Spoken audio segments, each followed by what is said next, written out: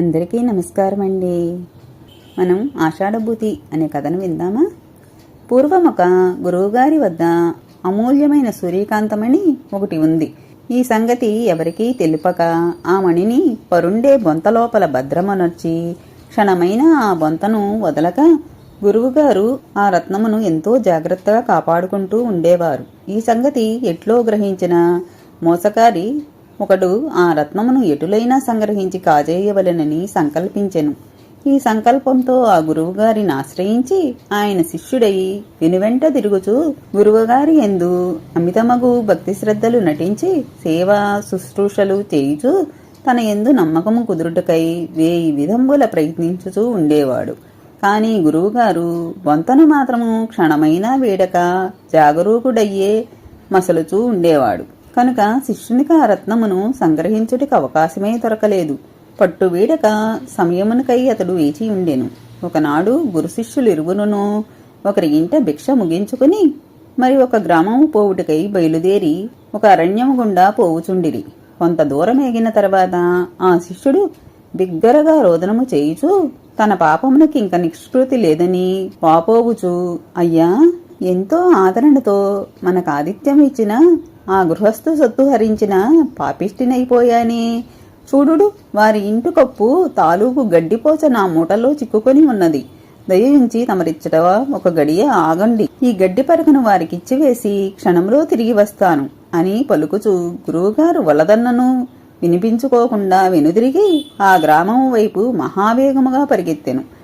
గురువుగారి దృష్టికి తాను మరుగగ్గు వరకు ఆ విధంగా పరిగెత్తి ఒకచోట కూర్చొని కొంత తడవాగి మరలా పరిగెత్తుకొనుచు గురువుగారిని సమీపించి, అయ్యా, ఇక నడవండి, నా మనస్సు ఎంతో తేలికపడింది. వారి సొత్తు వారికిచ్చివేసి తిని, అమ్మయ్యా, నా పాపమును బాపుకొంటిని. పరుల సొత్తు హరించుట కన్నను ఘోరపాతకము ఇంకేమైనా ఉన్నదా అని బ్రహ్మాండముగా ఉపన్యసించెను. గురువుగారు శిష్యుని మాటలకు ముగ్ధులై శిష్యుని పవిత్ర అంతఃకరణకెంతో సంతసించిరి. శిష్యుని ఎందమితమైన నమ్మకమును అమాయక హృదయమును అంకురించి నానాటికి వృద్ధి చెందెను. శిష్యుడది కనిపెట్టి మరింతగా గురుసేవయందు అప్రమత్తుడై ఉండెను.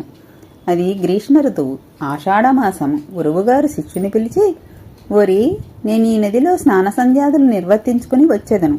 అంతవరకు నీవిక్కడ సామాను బొంత జాగ్రత్తగా చూచుచుండుము అని శిష్యునికి అప్పగించి నిశ్చింతగా నదిలో దిగి స్నానం చేసి మంత్రజపంలో మైమరిచి ఉండెను.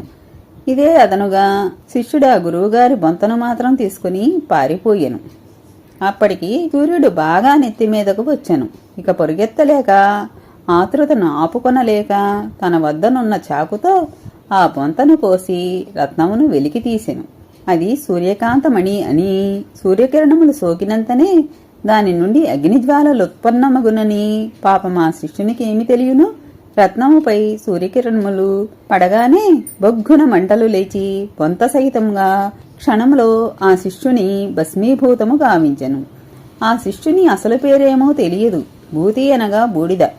ఆషాఢమాసములో ఆ విధంగా బూడిదే అయినందున ఆషాఢభూతి అని అతనికి మరణానంతర పౌరుషనామము చిక్కెను. నాటి నుండి అతి వినయం ధూర్తలక్షణం అన్నట్లుగా వినయ విధేయతలెంతో ప్రదర్శించుచు మోసం చేసే విధంగా ప్రవర్తించువారికి ఆషాఢభూతి అను నామము రూఢమయ్యాను. ఈ కథ ఇంతటితో సమాప్తమండి. కృష్ణం వందే జగద్గురు.